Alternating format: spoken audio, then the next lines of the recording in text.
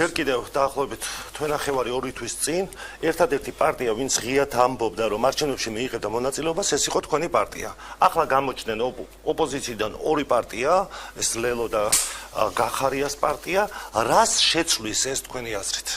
მათი არჩევნებში მონაწილეობა. არაფერს, რა უნდა შეცვალოს. მე მგონი არც არის არანაირი მიზანი, რომ რამე განსაკუთრებულად შეცვალოს, უბრალოდ. ისინი ახლა საყოველთაო ბულინგის მსხვერპლები არიან, მოიხსენებათ, თუმცა საკუთარი საქციელის გამო. თავის დროზე ჩვენ წინააღმდეგ ქოქავდნენ საკუთარ ჟურნალისტებს და ლანძღვაგინების კორიანტები ჰქონდათ მოწყობილი.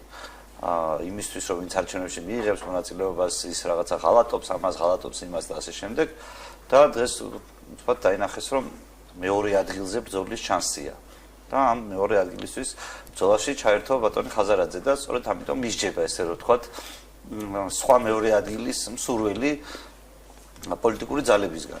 მე ამ ამბავს ძალიან მშვიდად უყურებ, ზოგადად გონია რომ არაფერი ისტორიული სამართლობა აქ არ ხდება, იმიტომ რომ ხაზარაძემ მოიმკა ისაც თესავდა ამდენი ხანი თავისი ჟურნალისტების მეშვეობით და ბოლოს აღმოჩნდა რომ მაინც და მაინც ეს მისი ძველი თანამებრძოლები და ჟურნალისტები ყველა არ ერთგულებს ხაზარაძის იდეას. თუმცა ნახოთ, მე მგონია რომ მაინც ცოტა ხანში გადმოერთვებიან მისი ჟურნალისტები და მაინც ხაზარაძის ერთგულებაზე დაიფიცებენ, ასე მგონია. და როდესაც ვთქვათ, იგივე ხაზარაძე აცხადებს, რომ არჩევნებში იღებს მონაწილეობას, მაშინ ციხეში რაღაცე წავიდა. თუ ამ პრეზიდენტის ყაბულაშვილის დანიშნულ არჩევნებში იღებს მონაწილეობას, ოცნებაში ამბობენ, რომ ამით თუ არ აღიარებს, რატო იღებს მაშინ მონაწილეობას ამ არჩევნებში? ეს ხო ყაბულაშვილმა დანიშნა ეს არჩევნებში. თქვენ აი ამ საკითხს როგორ უყურებთ?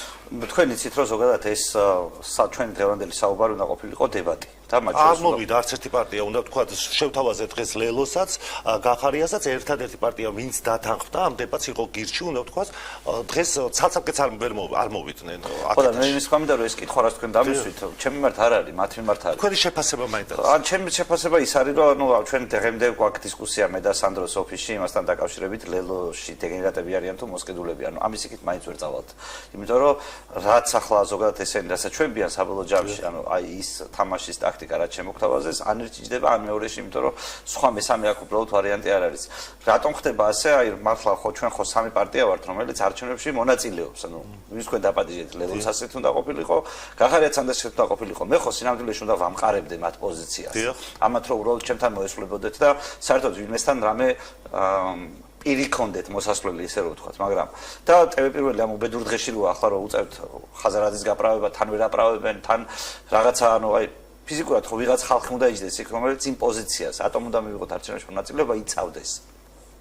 და ხაზარაძემ ხო თვითონ მოჭრა ეს რტო, ყველაფერი ხო თვითონ გააკეთა, ყველაფერი ეს გიჟობა რაც მოაწყვეს, რომელიც ბოლოს მისივე პატიმრობით დამთავრდა, თვითონ გააკეთეს.